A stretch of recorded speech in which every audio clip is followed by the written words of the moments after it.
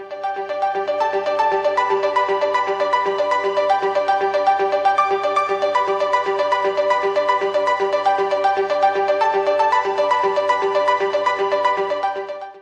remember there's a big conference on Islamic economic, is it? Under this IDB, something they do it online for 5 days. Oh, wow. Supposed to be in Turkey in last year, somewhere in April or May. So they do it online. Now all the big conferences are all online. And they receive the same KPI, the same recognition as a physical conference. But I think we should do more. We'll have our young lecturers who need to fulfill their conference requirement, is it? So they have to attend at some point. For young PhDs or for postgrad students, they don't need, or maybe they need it for small requirement for their thesis. But for young lecturers, they really need this kind of conferences so that can help them in their review evaluation process then. So let us begin our session today with Ummul Kitab Al-Fatiha.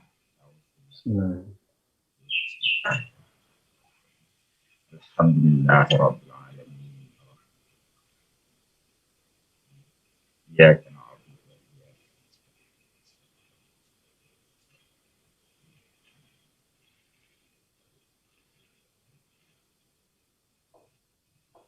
Alhamdulillah, we welcome all our presenters to our session.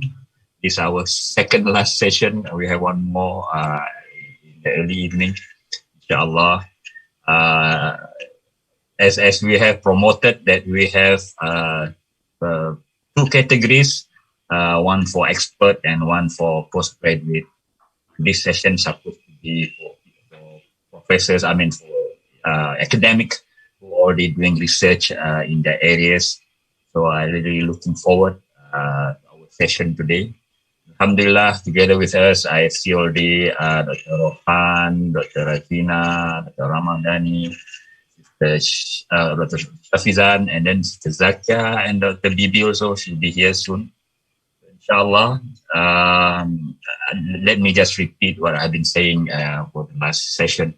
The idea of focus was noted by Prof. Osman in 2012, just to get together a group of like-minded scholars or friends, 30 or 40 of us, just sit down together in one place 3 or 4 days and discuss issues which are relevant during that day and during that time. So we have met every year since 2012 until 2014, something like that. And we take a break because Prof. Osman moved to Brunei, and now we continue it again. Hopefully this small effort that we can continue, create network among scholars, share material, share our findings. And inshallah, in a small way, we contribute to the quote-unquote the problem of the ummah. So inshallah, we'll help in a small way, whatever we can. So inshallah, today, this session, we have 5 presenters. We have Sister Dr. Shafizan, as mentioned, Dr. Roikhan, Dr. Noor Zakiah, Dr. Bibi, Ramadhani, and Dr. Razina.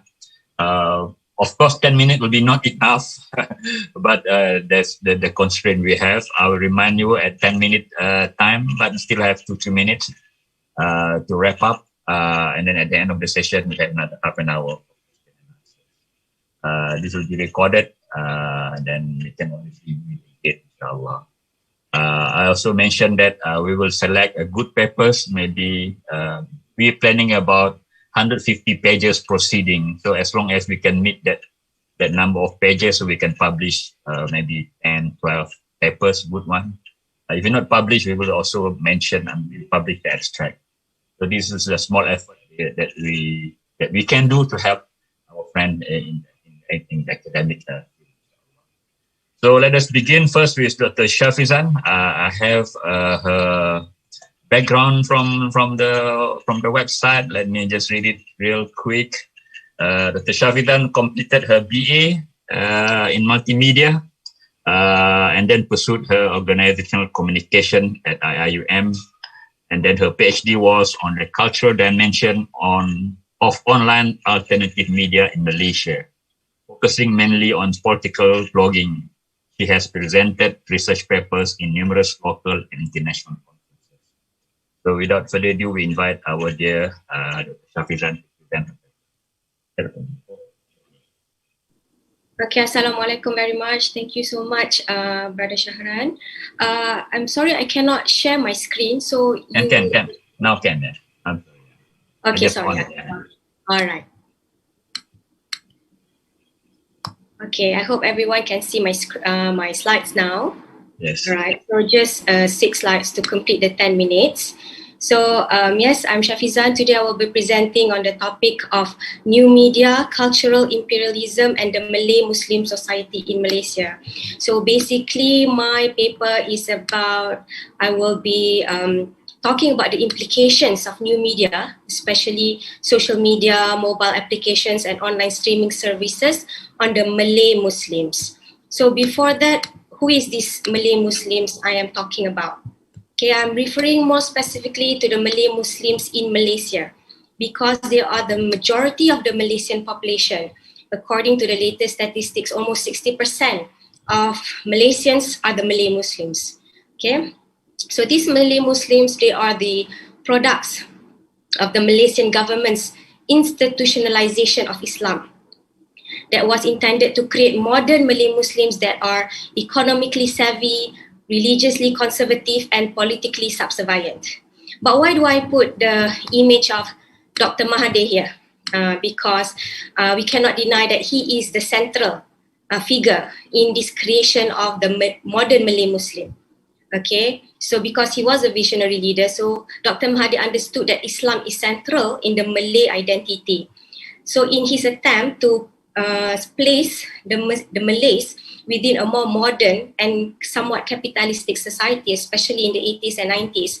So he had successfully constructed a unique application of Islam that is relevant within a capitalistic global environment, okay? Because he promoted progressive interpretation of Islam.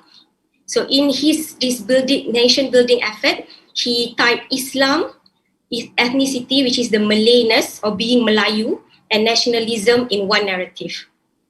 Okay, so he placed Islam as the core of the nationalization of the Malay Muslims through the incorporation of the ideal Islamic life. Okay, so to him, the Malay Muslim was socially, institutionally, and culturally shaped through economic development, urbanization, and modern thinking that are compatible with Islam and their conservative feudal outlook.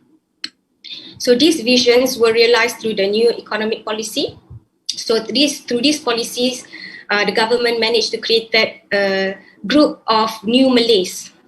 Basically, they are the middle class Malays. Okay, so this new middle class is manufactured by the state. Okay, because while they are very much religious, okay, they are also very entrepreneurial and they are also very economically competitive. So becoming this middle class or this new Malay, okay, they are also consumers. Okay, they also like to have that capitalistic interest, and to fit into this, okay, the government also started to institutionalize halal. So creating halal as an economic entity. So you have this industry of halal and these new Malay middle class Muslims that are driving this industry. So how does this relate with the Malaysian media? Okay. So in line with the government's attempt to incorporate a modern and transformational version of Islam through the national economic policy, so the local media industry was also driven, okay, parallel to incorporate Islamic ideas and content. Islamic dimensions can be seen in the increase of Islamic programming, the pervasiveness of Islamic images and identity, and the creation of pure Islamic channels. While there is no specific rulings or laws regarding the role of Islam in Malaysian media, there is this agreed understanding that Islam is the official religion. So the media system, media industry understood this. And the Department of Islamic Affairs, JAKIM, came up with a general guideline for entertainment in Islam. Okay, while this was not the law, the guideline assisted anyone involved in the entertainment industry, okay, to follow, okay, to not go against the Sharia. And because Islam became central in the life of these middle-class Malay Muslims, okay, and they are concerned about halal and haram, they started to also demand for more Islamic content, Islamic media content. Okay, and when there is demand, there is opportunity for profit. So the media industry also agreed to this, and they started to create more Islamic channels. Okay, and the industry established Islamic channels that exclusively focus on Islamic contents. So you can see here some of the examples. We have IIUM, Astro Oasis, TV Al Hijrah, Zayan, and then we have so many more, TV9, and even in the mainstream channels, there are a lot of Islamic content. So on one hand, we can see that the government's institutionalization of Islam affected the media industry, and this created a more protected media system in Malaysia. Okay, but of course, the rise of the internet and the new media challenged this concerted effort. Okay, new media came in with a lot of potentials, okay, and attracted the Malay Muslims, okay, and because the Malay Muslims are already modern, okay, they were easily accepted, okay, this new media, and fast, accessible internet connection also made it much more persistent, okay, internet in the everyday life of the Malay Muslims.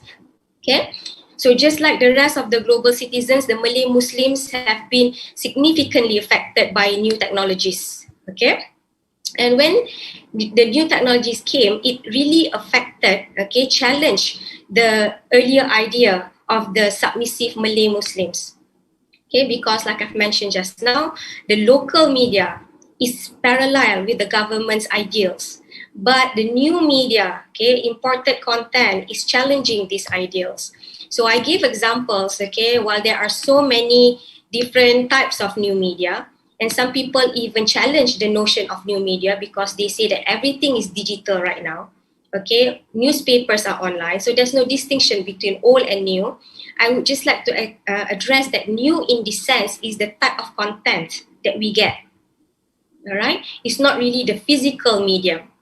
Okay, so the three that I give as an example is like social media.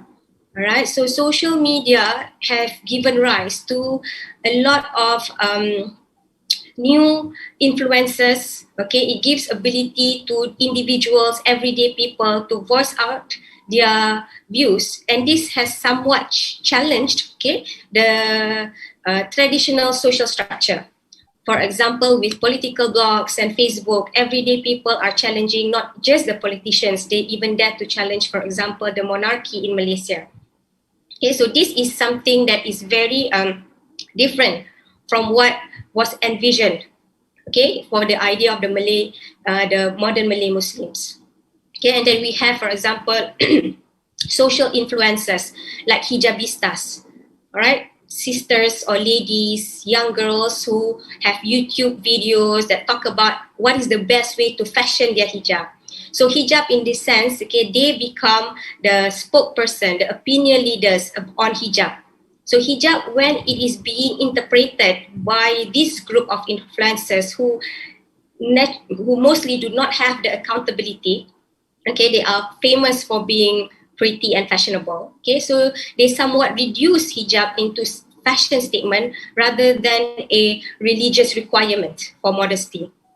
Okay, and then we have like mobile applications. Okay, so mobile penetration in Malaysia is very high. Okay, 98% of the population, almost 98% of the population, okay, adult population of course, is actively using the mobile phones.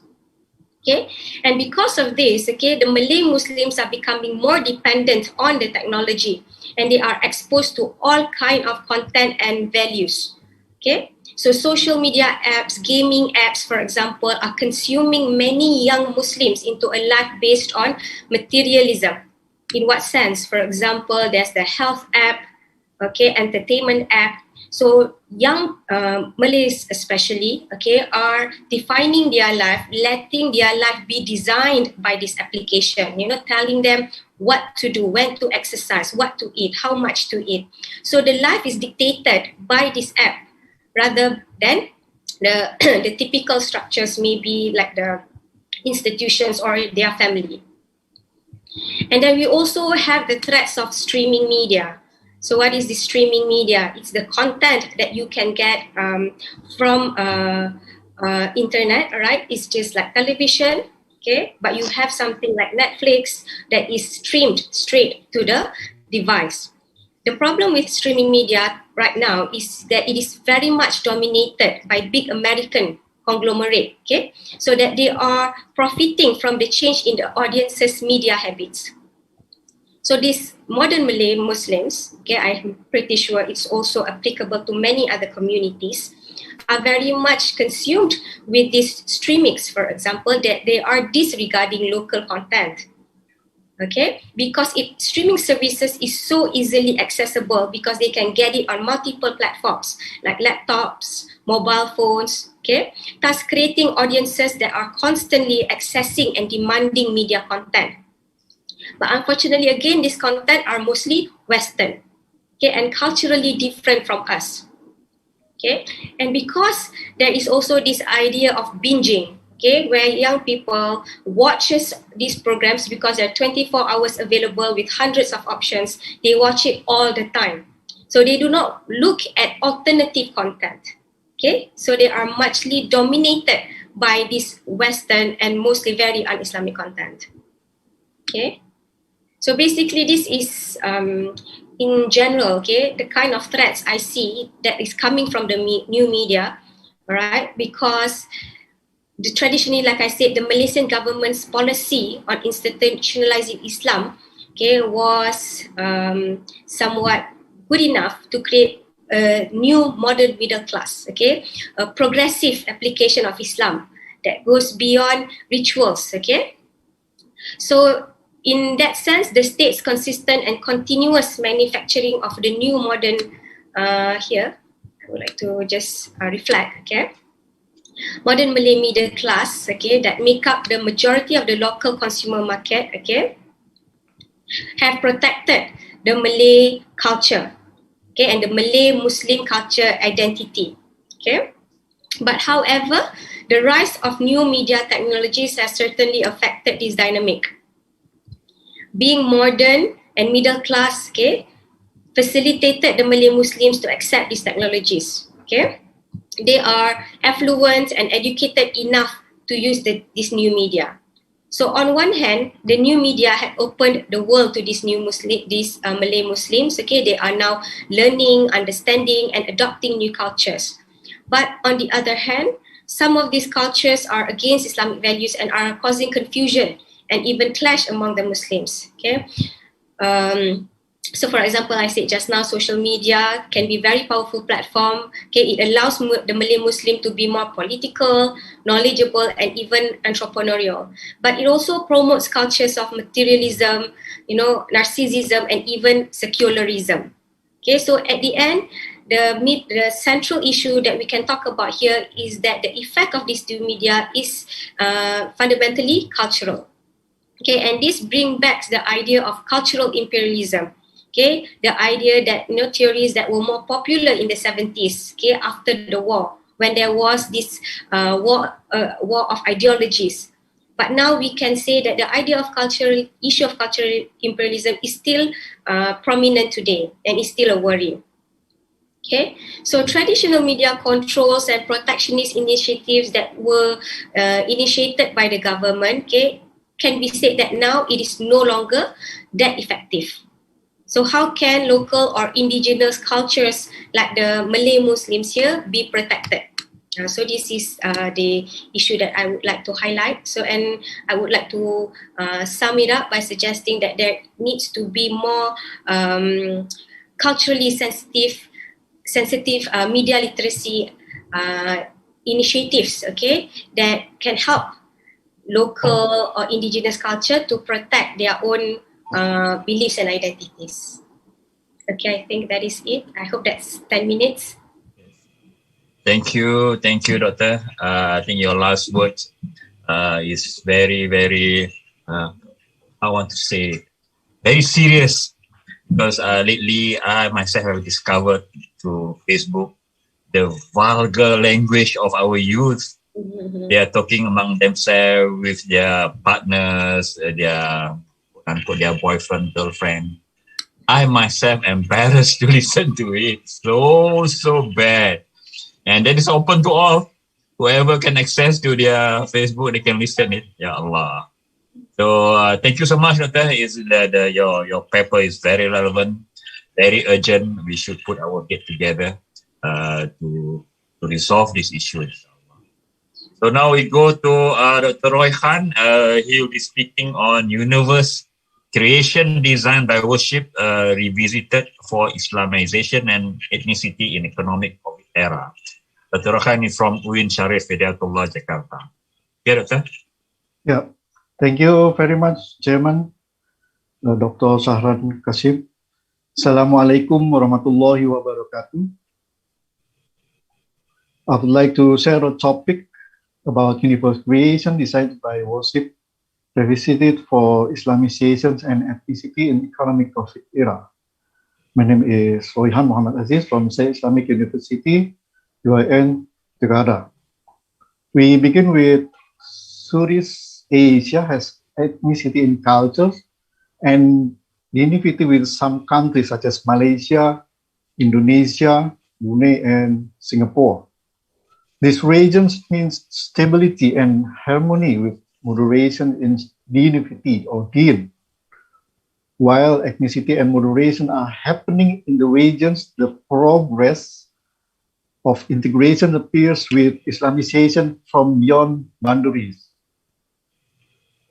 There is new terminology together with Islamization in integration's knowledge called reflexivity. Reflexivity is mirroring ibadah to entity. Islamic studies such as integrations, Islamization interconnected with ontological philosophy. Reflexivity is ontological perspective about shadow, mirror, and body that transform into solat, God, and human, where human can be derived to religions and knowledge. We can see all discussions about interdisciplinary studies are grouped into epistemology. On the right side, we can see the integrations and then Islamizations, or we have something like prophetics and interconnected. All is about epistemology. Why? Because the discussions about two different entities between religions and science, or between Islam and science. We want to make Islam and science into one entity. So it means there are source of two entities into one entity.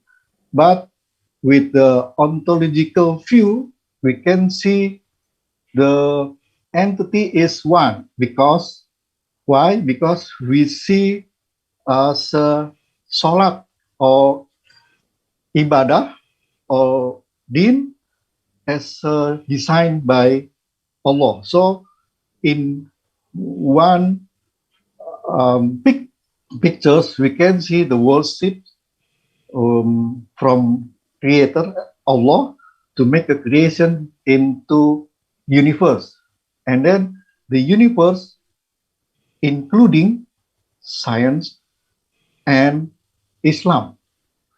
We can see on the next slide, on the theory, there are statements about Azariyat Quran Surah 51 ayat 56, wa ma khalaqtul jinna wal insa illa liya'budun.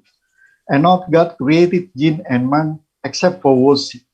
In grammatical linguistics, if there are negative words, then the meaning of object can move to begin. So the new meaning is God made worship the first, then made jinn and men. And also theory about Haslam. Haslam is defined as a theory of three dominant archetypes with a specific content in 5 dimensions in invariant arrangements. Haslam means guidance of safe path for human to God is Salat. This research used methodology of descriptive analysis.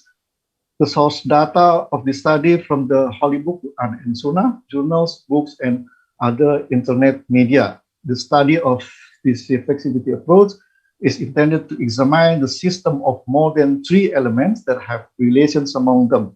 It takes ontology from the merging of Islam and knowledge with analyzing the reflections of Salat. Methods use triangular, reflexivity, kafah thinking, and Haslam. Our time has 4 privileges to have many groups of knowledge.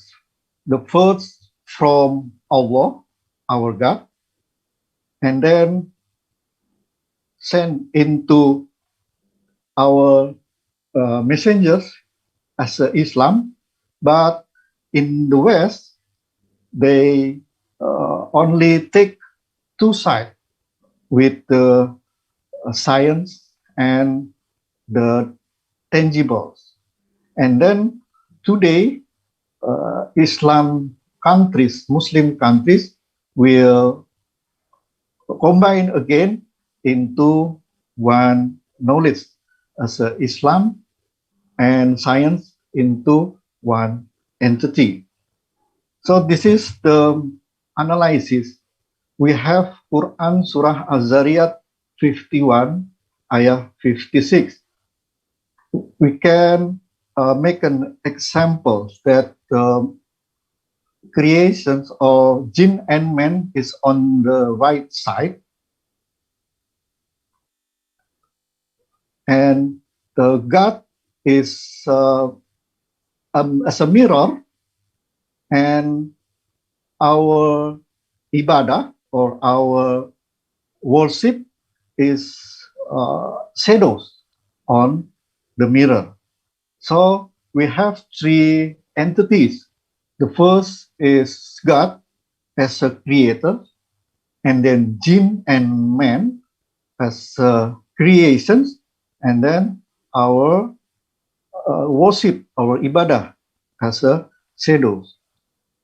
In these pictures, we know that the Surah Az-Zariyat 51 ayah 56, the ibadah or budun is referred to Salat. Why?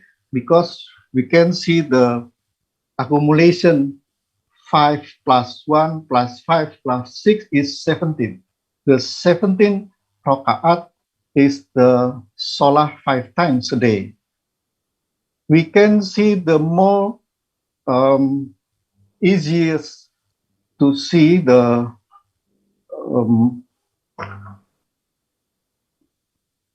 something like reflections between Salat, God, and human.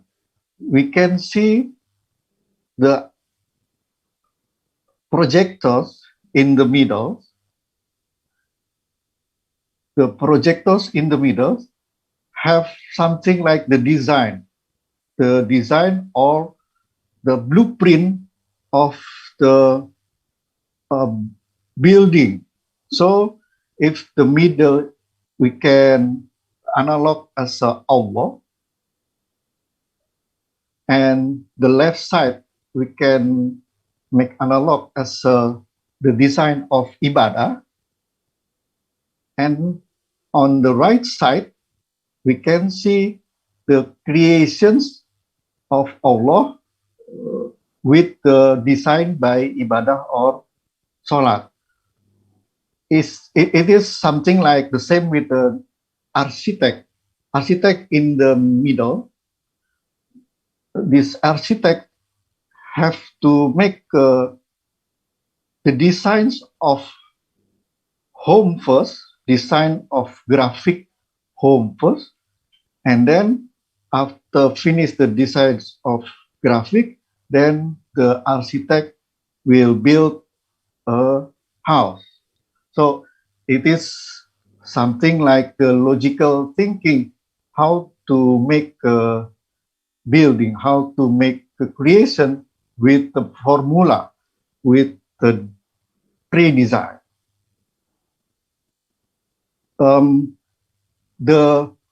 This Quran, this formula can be derived from this surah, Surah Al-Hijr 15 ayah 87. The 7 we can see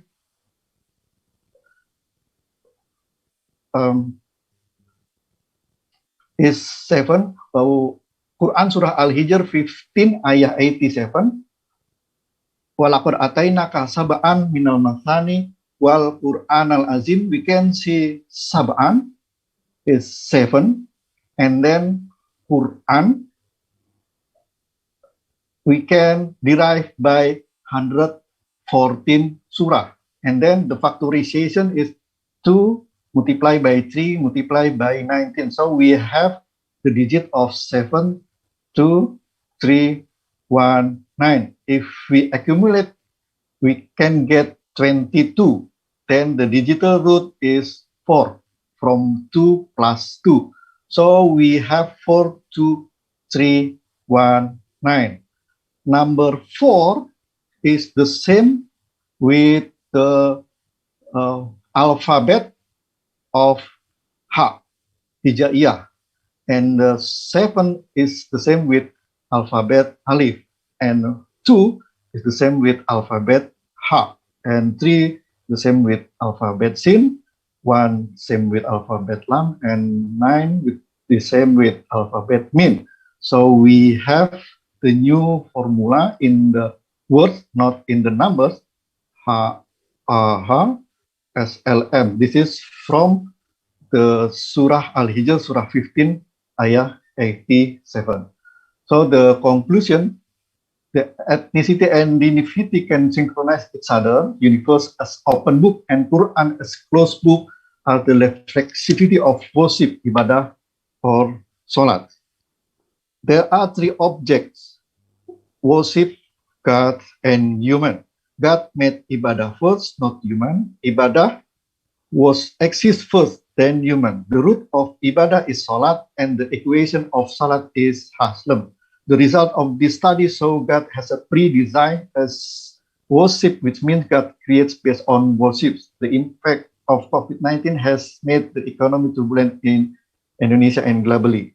The last ontological view can synthesize universe and Quran in one group as creations of Allah or effectivity of ibadah. Islamizations and integrations are epistemological view to combine 2 different objects into one group. Thank you for watching. Assalamualaikum warahmatullahi wabarakatuh. Waalaikumsalam. Thank you so much, Doctor. I think we need 1 hour for your for your lecture to understand it properly. But I can get the idea, alhamdulillah, inshallah. Now we go to Kak Bibi, Dr. Bibi, Jan, and Sister Noor Zakiah Zainudin. They will be presenting on mental health issue in the Malay Muslim community. Thank you, Brother Sharan. Assalamualaikum warahmatullahi ta'ala wabarakatuh. Very good afternoon to one and all my sisters, respected scholars, sisters and brothers. Today we are very blessed to have this opportunity to share with you our experience in Singapore. So let me introduce myself. Basically, I'm a school counselor, and I'm also the co-founder of the organization called Club Hill that look into the welfare of the people with mental health issues. And together with me is Miss Noor Zakiah Zainudin. She's a psychologist by profession, and she's also the staff of the Club Hill. So, but we are not here to represent Club Hill. We are here on personal capacity. Thank you. Okay, this is our abstract. We are going to share a little bit about Singapore context. Singapore is actually, the Malays in Singapore consists of about 13 to 14%. But lately we have seen some trend, and we are going to share this trend specifically on mental health issue. Hopefully we'll be able to unpack some of the interesting findings, okay, because we are both practitioners working at the ground, and we can see some trend. Basically, we conduct quite a number of evidence-based research. Both of us are trained in action research and practice research. So we are more into how to improve our practice, day-to-day practice. Thank you. Okay, why mental health is the topic of our discussion today, and why Malay Muslim community? What are some of the issues and challenges? What are the current practices that we are doing, and what are some of the proposed solutions that we are going to make here? Okay, globally, mental health has been an issue in the world, not just in Singapore or Asia, but in the whole wide world before COVID. And I didn't share the statistic here from WHO, but based on global research conducted in 2017, there are 792 million people have mental disorders. This is not stress, just to share with you. When people are talking about mental disorders, these are the people who are diagnosed clinically with mental health. So of which 99.3% are male and 11.9% are female. This is the macro level. Now, the recent pandemic, actually last 2020 up to now, it leads to a further increase in demand for mental health services. Bereavement, isolation, grief and loss of income, fears. These are some triggering factors that bring about worse conditions, it exacerbating the existing one. Include increased level of alcohol, drug use, insomnia, anxiety, and some other related depression issue and so on. Now, with all this problem, I just want to start with just sharing with you the concept of mental wellness and mental illness. I mean, ideally, we are all working towards mental health. Basically, we're talking in terms of the state of well-being in which individual realize his or own abilities, and we can day-to-day stress of life, we are able to cope, and we can work productively, and basically our functioning, we can function at optimum level. This is from the WHO definition of mental health. But mental illness and mental disorder is, in general term, we are talking about people who have personality disorder, psychosis, obsessive compulsive disorder, addiction, intellectual disability, and so on. If you look at DSM-5, the latest one, there are a lot of other, even addiction, internet addiction, these are part of the disorder that we're talking about. Yeah. Okay, a mental illness or disorder usually refer to this diagnosable clinical condition that significantly interfere with the individual functioning, as I mentioned earlier. And these mental disorder are of different types and degrees of severity. It's the whole spectrum. So example of mental disorder, depressive disorder and so on. And we find that mental health problem also interfere with the one person's functioning, but to a lesser extent that a mental illness. So we're talking about even children as young as 7 years old, 6, 7 years old, sometimes could have some mental health issues that we have to work on. Now, report of the World Health Organization International Diabetic Federation, we find that there is a very strong correlation between mental health and other physical ailments, be it diabetic, heart cardiological issue, heart related issues, and even cancer. So again, this is not the purpose to discuss about mental health and other physical ailments. Why I bring this? Because I find that the correlation is so strong that even WHO actually decided to come up with a World Mental Health Day, which we normally celebrate on the 10th of October. Now, in the case of Singapore, even though we are about 14 to 15%, but in terms of some of the physical health issue that we are facing, for example, obesity, diabetes, and so on, we find that we are on the higher side, relatively speaking, we are on the higher side. So if you look at the proportion of each race here, the number of Chinese, even though they are 76, 78, 77%, but there are certain health-related issue is affecting us. Initially, we are not so high in mental health, partly because we are not really too forthcoming. So not much record is being mentioned. Again, later on, I will discuss a little bit about our help-seeking attitude and our help-seeking behavior.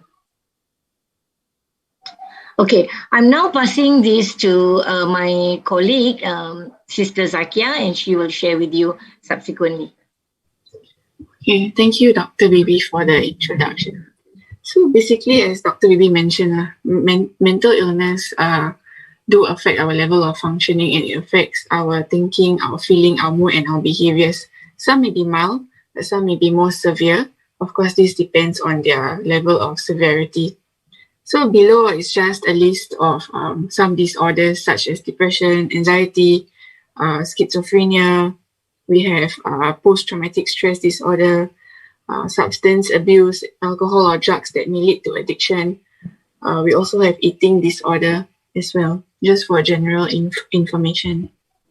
And in Singapore, the mental health study was done by the Institute of Mental Health, and it was found that the top 3 common illnesses were major depressive disorder, alcohol abuse, and obsessive compulsive disorder. And most of these occurred by the age of 26 years old, and most were found were not seeking help. And also in Singapore, usually there is a huge amount of Malay or even the Muslim community that delay seeking help, which would then lower the likelihood of recovery. So some of the issues that we face are also due to stigma. That, if I go and see a psychiatrist means I am crazy, or in Malay we call it like gila, sini macam dah terbiar sebab tu, that's why they meet the psychiatrist. And also they have a perception that it's expensive to see the doctor. However, we do have quite a number of subsidies in Singapore to ensure people get the mental health treatment. Also, even within among our work, we notice that before they come to us for counselling or before they see the doctor, most, about 80%, would have gone to see the bomo or ustad first before seeking medical treatment. And they also believe that, this person doesn't have depression, like, orang buat dia black magic, saka, pass down, dukun. So this would have contributed to the low help-seeking attitude. Dr. Bibi, do you want to add anything for this? It's okay because you covered quite a bit, but because I find that among the Malay Muslim community, the OCD is the highest, because I think somehow I think that also quite, I think this finding that we discover in Singapore Malay Muslim community is quite prevalent in the other Muslim community in other part of the world, because somehow OCD is quite common among all besides depression. But also, I think I just want to forget to tie up with the fact that many of our Malay Muslim community are over in the lower SES.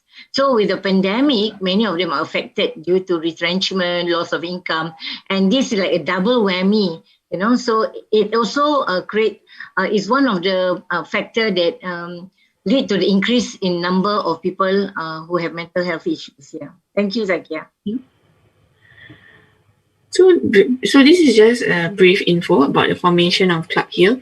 It was basically to support the Malay Muslim clients, especially those with psychiatric conditions, and to raise awareness of mental health issues, especially among the Malay Muslim. However, we do not only see the Malay Muslim, we do open up to other races as well.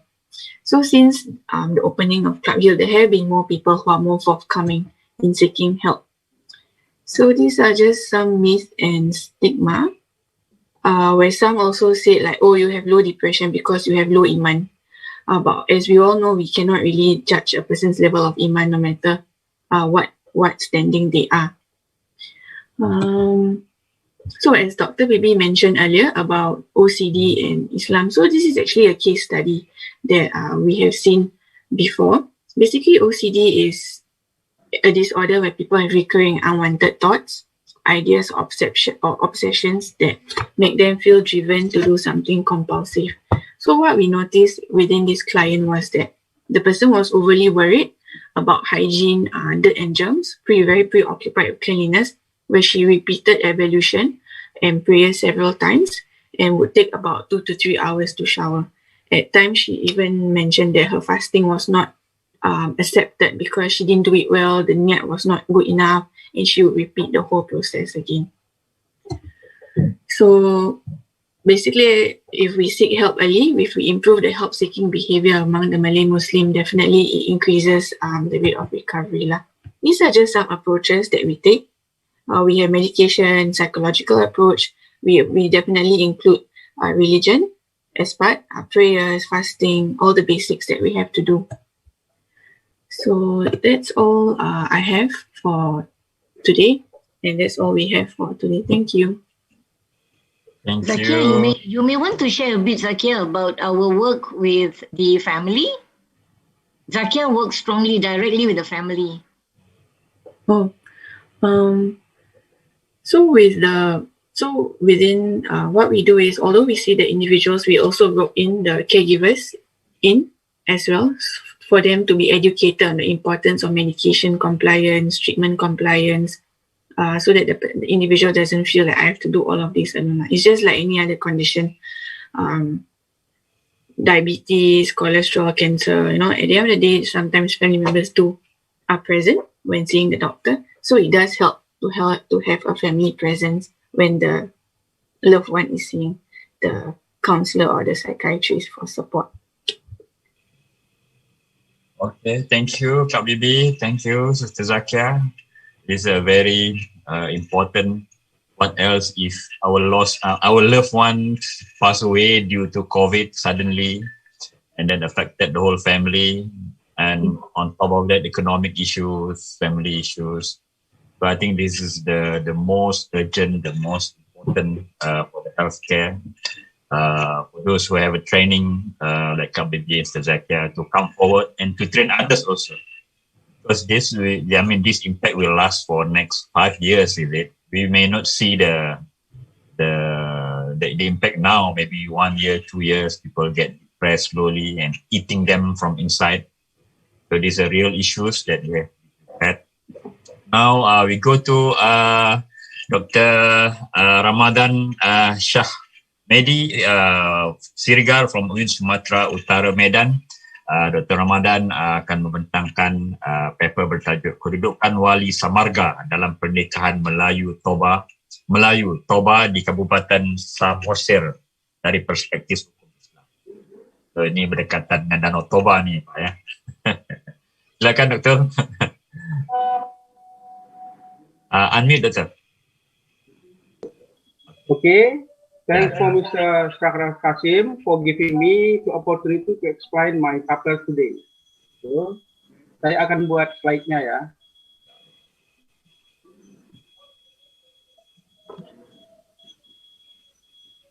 Okay, I am sorry I use Indonesian language to explain my contents or my paper. Okay, Doktor, tak ada masalah. Judul paper saya pada hari ini adalah Kedudukan Wali Semarga dalam Pernikahan Melayu-Toba di Kabupaten Samosir, Perspektif Hukum Islam. Di mana kita ketahui bahwa di dalam Islam kalau yang sudah punya aturan yang sudah ada, wajib ditaati seperti adanya wali dalam pernikahan. Keberadaan wali dalam pernikahan termasuk salah satu syarat dan rukun dalam suatu perkawinan. Tanpa wali, jelas akan tidak mungkin terjadi suatu pernikahan sebab wali adalah orang yang akan menikahkan atau yang menginginkan mempelai perempuan dengan calon mempelai laki-laki. Hadis Nabi juga mengatakan bahwa seorang la nikaha illa biwaliyin. Ini sejujurnya Al-Quran juga mengatakan model seperti itu. Kita tahu bahwa dalam kompilasi hukum Islam, wali nikah juga merupakan satu rukun perkawinan. Begitu juga dalam Islam sendiri. Sebagaimana tercantum dalam pasal 19, wali nikah dalam perkawinan merupakan rukun yang wajib dipenuhi bagi calon mempelai wanita yang bertindak untuk menikahkannya. Sesuai dengan urutan wali yang ada dalam hukum Islam. Yakni yang pertama adalah bisa bapak atau kakek dan seterusnya sesuai dengan urutan yang ada. Namun berbeda apa yang terjadi di masyarakat Melayu-Toba di Kabupaten Samosir, Kecamatan Harian. Bahwa yang menikahkan calon mempelai wanita yang seharusnya menurut hukum Islam atau rutunan kompilasi hukum Islam adalah wali nasab. Ayahnya, abangnya, kakeknya. Kan itulah kira-kira. Sesuai yang dijelaskan di atas. Akan tetapi pada masyarakat Melayu-Toba di Kecamatan yang menikahkannya adalah wali Semarga. Pemanya saya Siregar. Ada wanita lain, jauh, bukan kakak saya, bukan abang saya, saudara se-Indonesia gitulah. Tapi gara-gara dia Siregar, saya yang menikahkan wanita Siregar tadi. Itu bukan wali nasab, bukan nasab saya, bukan kakak saya, bukan famili. Tapi famili dalam keturunan. Sama-sama Siregar. Wanita itu Siregar, saya Siregar. Tapi kami kakeknya beda, keturunannya beda. Cuman Siregarnya yang sama. Sayalah yang menikahkan cewek yang Siregar tadi. Nah, itulah yang terjadi di Kecamatan Harian. Hal ini sudah menjadi tradisi atau kebiasaan masyarakat Melayu-Toba di Kecamatan Harian tersebut. Hal ini juga menurut Ketua Adat Melayu-Toba setempat memahami bahwa wali dalam pernikahan tersebut meskipun tidak memiliki hubungan nasab, asalkan yang menikahkannya wali Semarga, hal itu merupakan yang dibolehkan. Secara hukum Islam itu zina, tak boleh. Tapi mereka sangat memegang teguh tradisi. Ya. Padahal dalam Islam dan KHI, saudara Semarga itu hanya sebatas saudara dalam adat semata. Bukan nasab dalam hukum Islam.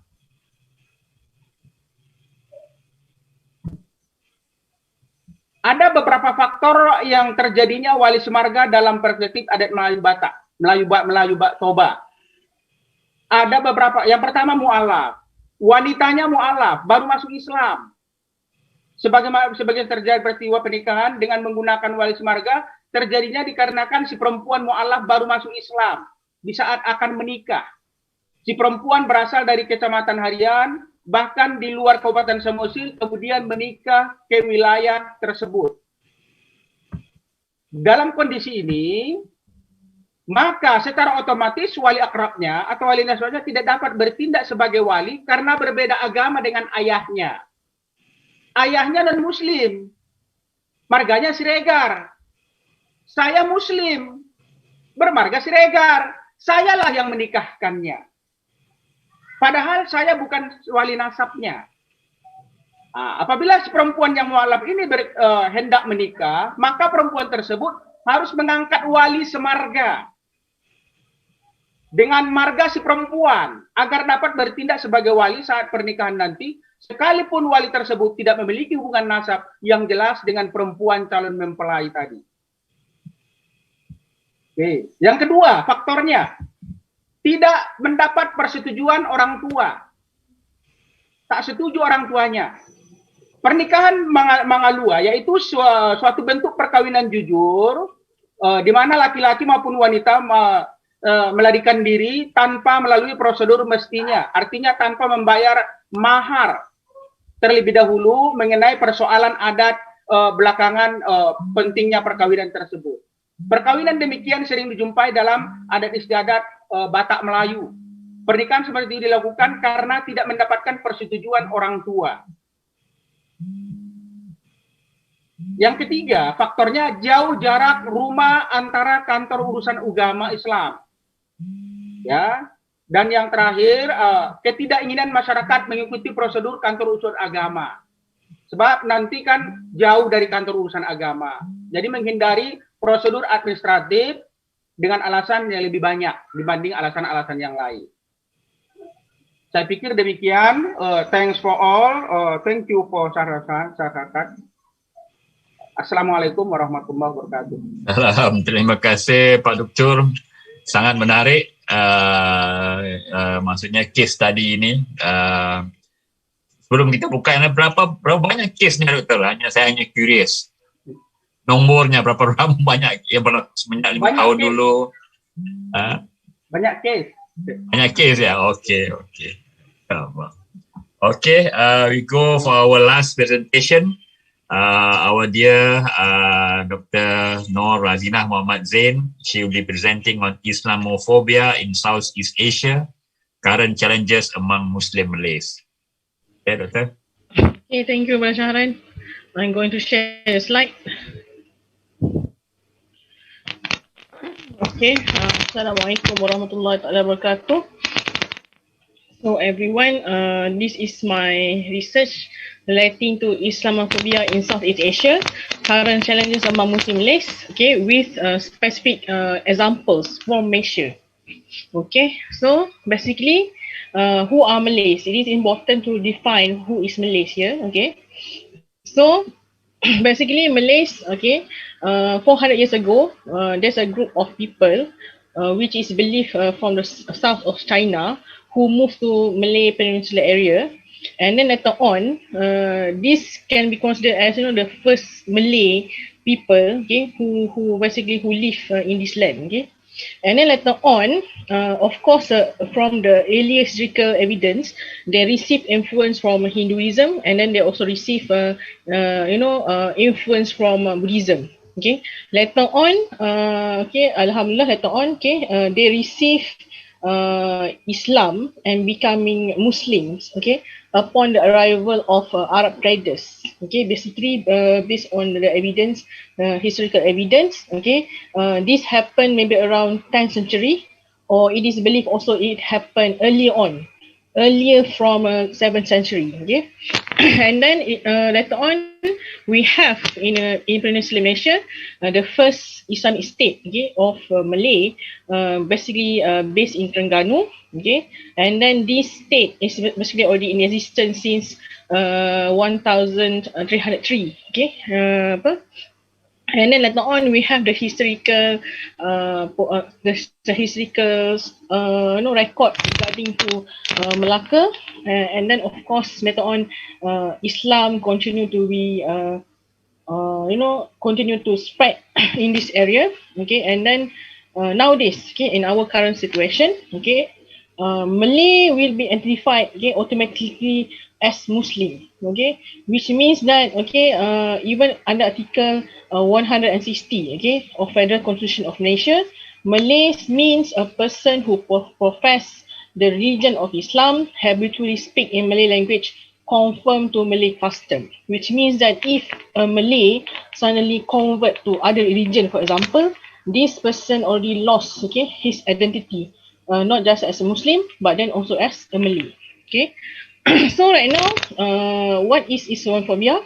So basically, when we mention about Islamophobia, this occurrence of event when it comes to Islamophobia already keep on increasing, okay, after the 9/11 incidents, and then of course after that incident, okay, the westernized, okay, the Western world already portray Muslims, okay, as those people who are basically extremists, those people who are basically much more inclined to do violence activity and so on, okay. And then this is definition from All Party Parliamentary Group on British Muslims in 2018, okay, where they define Islamophobia as racism, okay, and a type of basically a type of racism which target expression of Muslimness or preserve Muslimness. Okay, this means that not only the attitude of Muslim, not just being a Muslim itself, okay, but then also any kind of symbol, even hijab, wearing hijab, even wearing proper clothes, okay, they're going to basically this kind of attack, okay, towards this kind of elements, we can be considered as racism. Okay, and then according to Bayrah and Hafiz, okay, in 2019, sometimes according to their research, okay, this kind of Islamophobia can also be used, okay, as a political tool, okay. And then sadly, this Islamophobia actually it is basically exists, okay, in our Muslim majority countries. Okay, so of course when it comes to Islamization, if it is happened in the West, okay, it is something that for us, okay, it's okay because maybe they don't understand Islam, okay, they don't understand Muslims, okay, but then when it's happened in our own majority Muslim countries, you know, it is very something which is quite spectacular, okay. And then of course, okay, now why, okay, how this situation happened, basically how this Islamophobia happened in Muslim majority countries, okay. So according to this research, okay, by Hafiz and Fatre, okay, according to them, basically this kind of Islamophobia happened because one, influence of colonialism, okay, even in majority Southeast Asia, we also having this problem, okay, because we still have, okay, the influence of colonialism in our system, even in our structure. And then not just that, okay, when it comes to the westernization of values, okay, they tend to take this higher than whatever values that already there in their cultures, okay. And then we also have, okay, secondly, according to their research, because of self-westernization, okay, where here they believe that by embracing, you know, westernization values, okay, then they can be basically, you know, they can take over, okay? They can basically, you know, take control over the country. And then not just that, okay, it is also for them, okay, it is important, okay, to modernize their country. And then by doing this modernization, they also in the same line, they're also taking, okay, the Western values, okay. And then this is from my finding, okay. Basically for Malay Muslims, okay, this happen, okay, Islamophobia can happen because of one, limited understanding on the concept of modernization, okay. So when someone said we are modern, so they don't need to have, you know, the Malay Muslim culture, you know. We are modern, so we don't need to wear hijab. We are modern, so we don't need to speak in Malay, for example, okay. And then not just that, okay, we also have, you know, sympathizers, okay, to those to westernization values and ideology, okay, which is basically not necessarily should be there, okay. But then since we are modern, we need to, you know, some sort of, you know, believe in these westernization values, okay. And then of course when it comes to Malay Muslim, it is totally opposite with whatever that we have in our tradition and our values, okay. now since we have that kind of situation, okay, in among our Muslim Malays, okay, we can see that basically, you know, this is the main impact, okay, that we can get, okay, by having this kind of, you know, limited understanding of modernization. And then of course sympathizers, okay, especially for this westernization values, okay, we will have one group of Muslim Malays who are very, you know, very laxity in their attitudes, which means that, you know, they just, you know, when it comes to the appreciation of towards their own Muslim Malays culture, they just take it very easy, okay. Some sort of, okay, it's okay to pray 3 times a day, okay. If you pray too much 5 times, it's already too much, okay. So, you know, they have this kind of attitude which is, you know, taking it to, you know, very less appreciation, okay, towards their own culture, okay. And then not just that, when it comes to we also have a second group, okay, which is very extreme, okay, in their attitude, which means that, you know, in order to protect this culture, this Muslim Malay culture, we need to do everything that we must, okay, to protect our root, okay, which sometimes it can be very extreme, okay, which lead to sometimes, you know, total rejection of modernization. And then, you know, this can lead our society, okay, not even develop, okay. And then we have these two ends, we have the laxity and then we have the extreme group, okay. So this is a few case studies, okay, which is currently happening in Asia, okay. First of all, we have the issue on the LGBTQ movement in Asia, okay.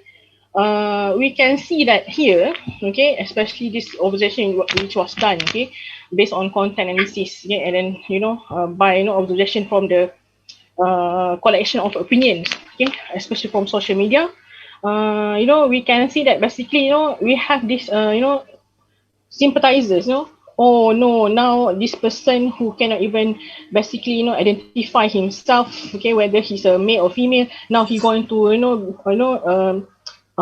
convert, convert from Islam, something like that, okay. And then not just that, we also have, judgment, okay, judgment by our judges, who are basically, you can say that, they're considering, our, basically what we have, okay, specifically under Sharia law, basically it's not that, just or not modern, and then regarding this issue, latest Sultan Selangor, I think today, early in the morning, okay, he made a statement, because this person who basically, just, went out from Islam, can be punished with, death penalty. Okay, of course that we're going to see another, negative feedback, especially regarding to Islam and Muslims in Malaysia. Okay, and then second case, we have, okay, the issue of the use of Allah's name, okay, basically in Bible. Okay, basically this issue can be traced back from 2013, okay, and then recently, okay, only a few days ago, Malaysian High Court already ruled that Christian can use word Allah in their publication, okay. But then, based on my observation, okay, basically even Christians now start to feel scared, because of this use of Allah's name in their kitab, okay. And then when it comes to Malay cultures, of course, okay, again, our group, okay, our society can be divided into two groups, who just take it very easy, or never mind, they can use Allah's name. And then we have another group who is very extreme. Oh no, they want to use Allah Ta'ala's name in their kitab, And then lastly, the issue on conversion. Okay, of course, this is also happening quite recently, okay, where one person, one individual, okay, managed to declare that she is non-Muslim, okay, because basically she was born and even raised as a non-Muslim. Only her name is Muslim, okay. And then we have another one case, okay, where okay, of course, but then when it comes to this case, okay, she is an Indonesian lady. And then it is basically the Sharia court in Malaysia face this kind of challenges, challenges, on regarding whether because they don't have any jurisdiction, okay, to basically to charge this person, okay. But then again, when it comes to the opinions, okay, when it comes to Malay Muslims, okay, again we have those groups who are very relaxed on this issue, and then we have those who are very extreme in this issue. Okay, and then sometimes even they want to do something which is basically beyond the rules of law. Okay, so how should we do to cure this situation? Okay, so this is my recommendation.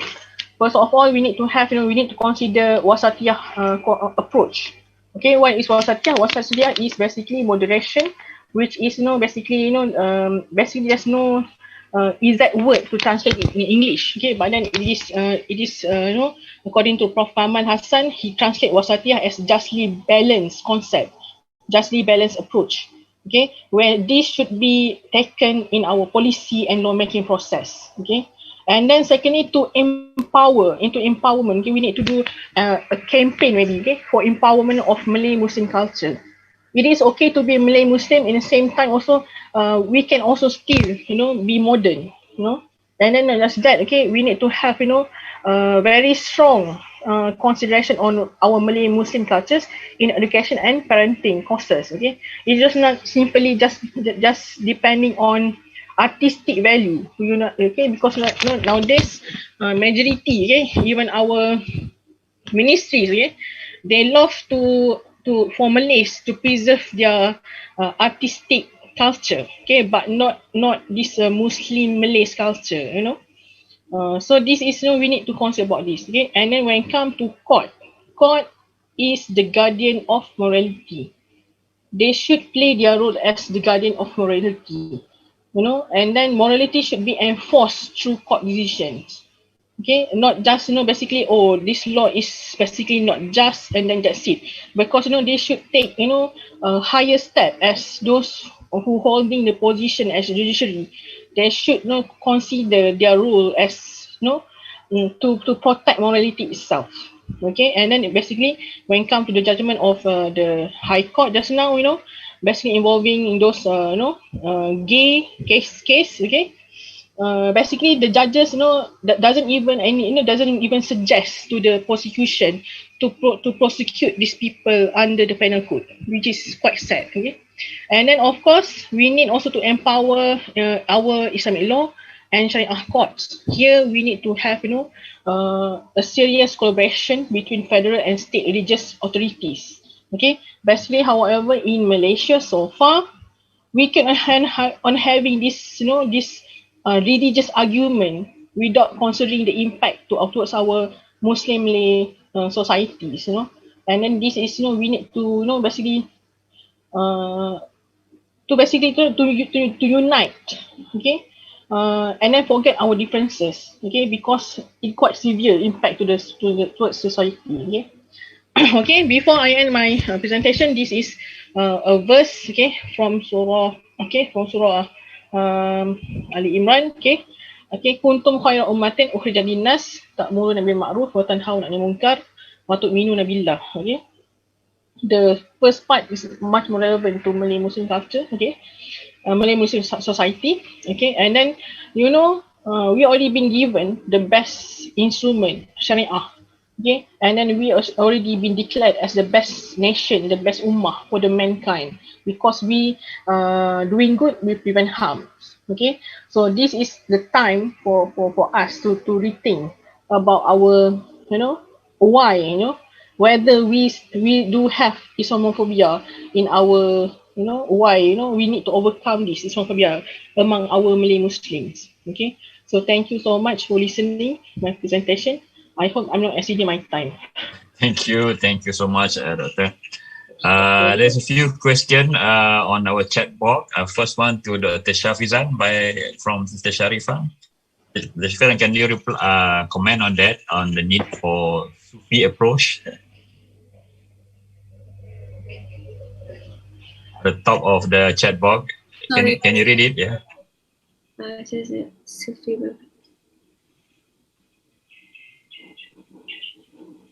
We become more spiritual, okay, to combat this online. Honestly, I am not familiar with this Sufi order, so I wouldn't know what to comment on it. But I think if it's something that is appropriate with the Malaysian culture and it's not against the traditional beliefs of the Muslim society here, I don't think it should be any problem. Yeah, I do not dare to go in more details because I'm not familiar with the concept. Yeah. Oh, okay. Okay, there are a few questions for Dr. Roikhan. Doctor, can you reply on it briefly? Yeah, not too complicated. Yeah. Thank you, Chairman. From Bro Hassan, I think the analog of reflexivity is architect or architecture. Architect make the blueprint or home graphic designs in computer first. Then architect build a house with the guidance of standard of his graphic design. His graphic designs we can simulate as a basic design of universe before it would be created by Allah. And then from next questions about to knowledge, Islamizations and integrations analyze the knowledge by two different objects. The first object as pesantren, ulama, Islamic scholars, santri, and the second group as a scientist, we as a scientist, and these two groups should be in one entity. So the differentiation between ontological view and epistemological view is in ontological view, all the science and ulama as a one object, as a creations by God. So the first few that din or salat from this design, and then Allah made universe or human. And the last from Pak Ramadan Siregar, thank you Pak Ramadan. We have lack of terminology of definitions of religions. It should be din or dinivity. In a dina in the Allahil Islam system, we need change them by din. If we get different culture, but the culture shows the element of Islam, it is still Islam. Basic standard for Islam, only human to God by worship. This missing knowledge in current science and culture is about worship, ibadah, and salat. Thank you, Chairman. Thank you. Kak Bibi, there's a long question for you from Sister Sharifah. Unmute, guys. Okay, thank you very much. Actually, when we talk about mental health, there are many ways of looking at mental health issues. If some people who adopt the pathological approach, if you're a medical doctor, you're a psychiatrist, they're looking at pathological approach, and they're very clinical about it. So you are talking maybe about the physical aspect of the brain, and that's why they will subscribe some medication where it will help to neutralize the chemical imbalance and what have not. That would be the pathological way of addressing the issue. But lately, there are some people they have an alternative view. They feel that yes, neuroscientists, they look at the neuro aspect of it, and then of course from the Islamic perspective about a heart and all that would be another perspective. So and some people believe in genetic factor, and some people believe that it is the whole accumulation of stressors, that affect the individuals. So actually, there will be no conclusive evidence or conclusive finding that we can pinpoint this is the issue, this is the problem, this is the causal relationship. But it's an interplay of multiple factors, number one. And I think it depends on the area of expertise that you come from. For some people who are Islamic psychology or Islamic counselor, maybe they look from Islamic perspective. And some people believe in ru'ya, very spiritual in the way they do things. So again, to be very honest, I'm not in a position to give a very conclusive discussion on this, but it is enough for me to share with you that we are all trained in different area, different discipline. So we look at mental health in different perspectives, taking multiple approaches. But what I, as a practitioner, doing, I believe in being holistic, so being integrative in my approach.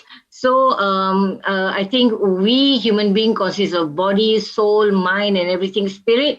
So it doesn't make sense to just focus on one aspect, the physical brain component, without looking at the emotional, the psychological, the spiritual. So I think the way to organize it or the way to manage it, it has to be holistic and integrative. Yes. Thank you, Pak Ramadan. Saya mau tanya, apa peranan Pengadilan Tinggi Agama di Kabupaten di sana dalam konteks ini, perkawinan ini? Tugas daripada Pengadilan Agama dalam konteks ini belum ada, Pak Sarastasiun. Sebab mereka hanya baru menikah. Ketika nanti ada perceraian, itu baru boleh ke Pengadilan Agama. Itu pun seandainya mereka apabila ingin melalui prosedur negara. Dan banyak juga perceraian di sini yang tidak melalui prosedur negara, hanya di bawah tangan atau tanpa prosedur yang ada dalam peraturan perundang-undangan. Perkawinan siri gitu ya? Perkawinan siri, ya betul. Dan perceraian siri banyak juga. Oh. Iya. Gimana kebajikan anak-anak itu? itu dampak negatifnya bagi anak-anak. Umpamanya apabila anak sekolah kan ada surat keterangan lahir, ada surat keterangan akte orang tua pernah menikah. Ya, itulah jadi kesulitan bagi masyarakat kampung apabila melaksanakan sekolah nantinya. Dan orang tua itu lalai dalam hal tersebut. Mereka tak tahu itu akibatnya buat anak-anak mereka. Dan anak-anak jadi terlantar dan tak tahu endak macam mana buat apa. Okey, adakah mereka ni scholar nanti community yang yang mengamalkan ini, adakah mereka dapat pendidikan agama atau walaupun ada ilmu tapi masih juga mengamalkannya, gimana? Disebabkan masyarakat di sana itu lebih banyak lingkungan masyarakatnya yang non-Muslim. Sangat sedikit sekali yang Muslim. Umpamanya 85% non-Muslim. Jadi sangat terkait dengan adat budaya yang ada di setempat. Jadi mau tidak mau mereka harus mengamalkan apa yang ada dalam budaya masyarakat yang ada. Agama terpinggirkan. Ya. InsyaAllah. Kita doakan semoga bertambah baik.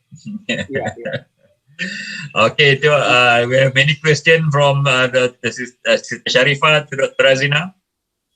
Can you respond that, Dr. Razina? I don't think the diasporic not relevant, but the other one, how to get rid Islamophobia in Malay Muslim. Okay, for Sister Sharifah Nurul Huda first, okay.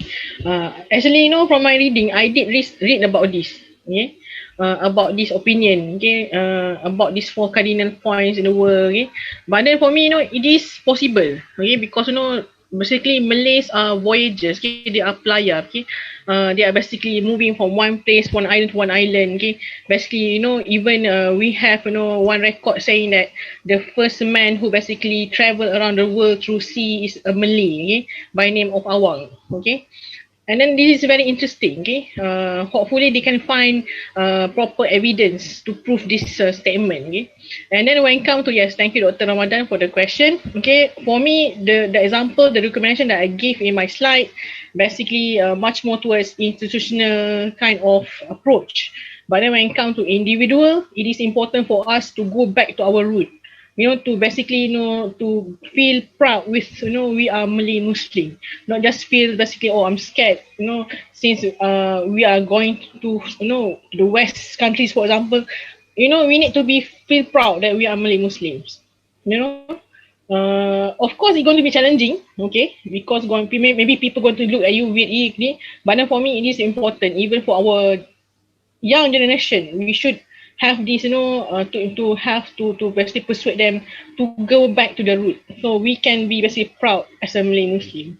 Because even from our history, we are great people. Our ancestors are very great people. Not because they throw the Islamic part, no, because they embrace both sides. They are Muslim, they also Malays. Yes, thank you, brother. I think I managed to answer the question. I have one small question to Dr. Shafizan. What do you think about this censorship now, Dr.? It seems that meaningless. For me, I can access to any website, anything that I want nowadays. Yes, I think, answering to your question, the government does have some rulings and have placed some censorship requirements. But yes, as you said, with the onslaught of the new media and the streaming media, there is just no way the government can censor. And furthermore, Malaysia had signed the agreement in 1996 to not censor anything that comes from the internet. So we are also bounded by the law to not censor anything online. So this is the threat.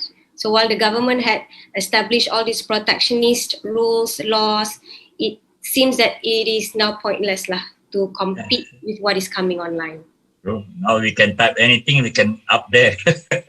Of course, few websites cannot, but majority you can access. Laws that the government can use to protect certain things, if it's like libel and things like that. But in terms of content, that is another story that's hard to censor.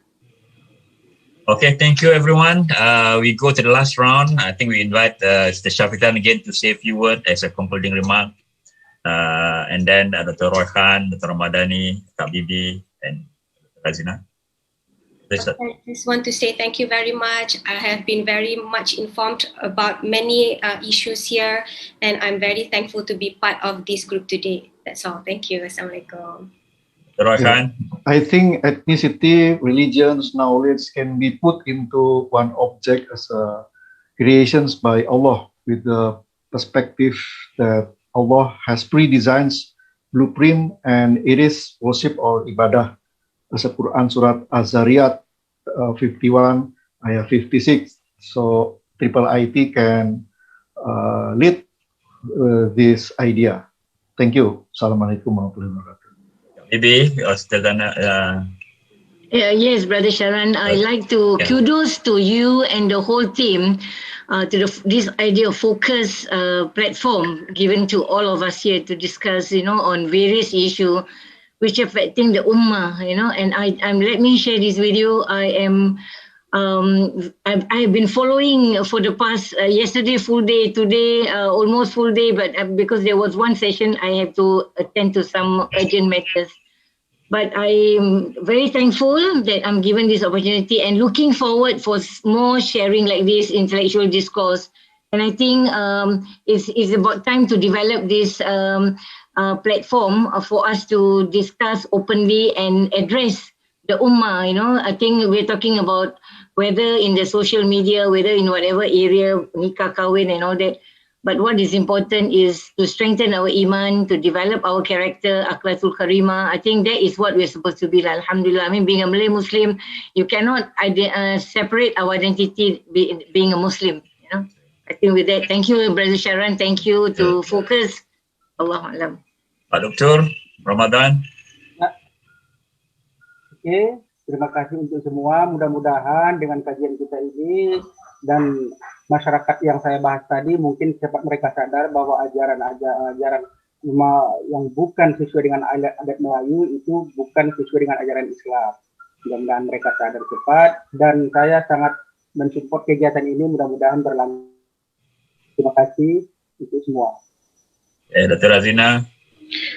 First of all, thank you so much Brother Shahran and everyone. I learned a lot today, and then I hope we can insyaAllah make our Muslim Malays stronger, by overcoming Islamophobia among our own, our own people, because how can we face any kind of challenges outside if we cannot overcome our own problem?